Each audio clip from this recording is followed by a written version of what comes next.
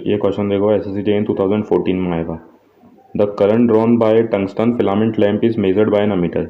ये tungsten filament lamp कितना current draw कर रहा है सप्लाई से, वो मेजर कर रहा है एक अमीटर, ठीक है। फिर ये बोलता है the meter reading under steady state condition will be dash the meter reading when the supply is switched on. मतलब कि इस फिलामेंट लैम्प ने जो स्टेडी स्टेट कंडीशन में जो करंट ड्रॉ किया है वो ज़्यादा होगा या कम होगा, तब से कब से, इनिशियल कंडीशन से, मतलब इनिशियली जब स्विच ऑन ही किया गया था तब इसने ज़्यादा करंट ड्रॉ किया या फिर स्टेडी स्टेट कंडीशन में ज़्यादा करंट ड्रॉ किया, ठीक है। सबसे पहले तो मैं ये बता दूँ, स्टेडी स्टेट कंडीशन सारे सिस्टम की दो कंडीशन होती है ना। एक तो होती है ट्रांजाइट कंडीशन, जो कि शुरुआत में जब स्विच ऑन ही होता है उसको बोलते हैं ट्रांजाइट कंडीशन, ठीक है। उसके बाद सिस्टम क्या है, धीरे धीरे स्टेबल होता है, ठीक है, उसको बोलते हैं स्टेडी स्टेट कंडीशन।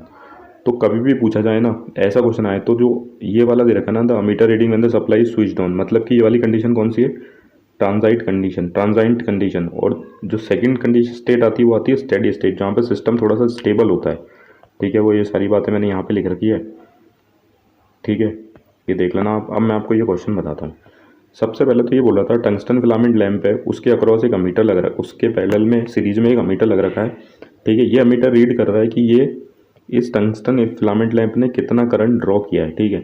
अब इसने पूछा है कि इनिशियल कंडीशन में जो करंट ड्रॉ किया गया था वो फाइनल वाली कंडीशन से ज़्यादा है या कम है, ठीक है। फाइनल वाली कंडीशन मैं बोल दूँ स्टेडी स्टेट कंडीशन। तो मैं आपको बता दूँ ये क्वेश्चन आया है इसलिए ये इस रिगार्डिंग पूछा गया क्योंकि ये टंगस्टन फिलामेंट लैम्प जो है ना वो किसका बना होता है। सबसे पहले तो कि टंगस्टन जो है वो मेटल है नॉन मेटल है, ठीक है, वो है मेटल।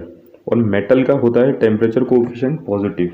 टेम्परेचर कोएफिशिएंट पॉजिटिव का मतलब होता है जैसे जैसे मैं टेम्परेचर को बढ़ाऊंगा, ठीक है, रेजिस्टेंस भी बढ़ेगा, ठीक है। अगर नॉन मेटल होता ना टंगस्टन तो ये होता है नेगेटिव टेम्परेचर कोएफिशिएंट, ठीक है।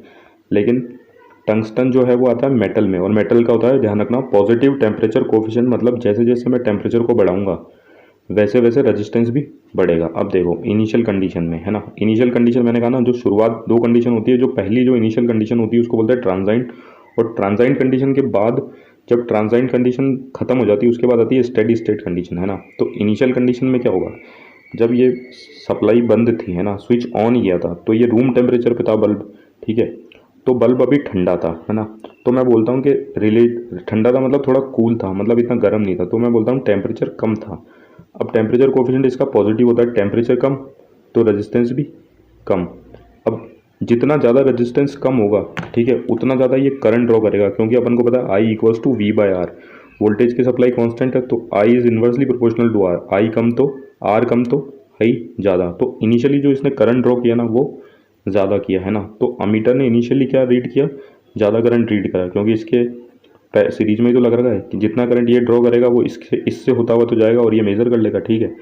अब ऐसे ही अपन बोलते हैं फाइनल कंडीशन की, है ना। फाइनल कंडीशन मतलब स्टेडी स्टेट कंडीशन मान लो आप, मतलब फाइनल ट्रांजाइंट के बाद वाली, ठीक है।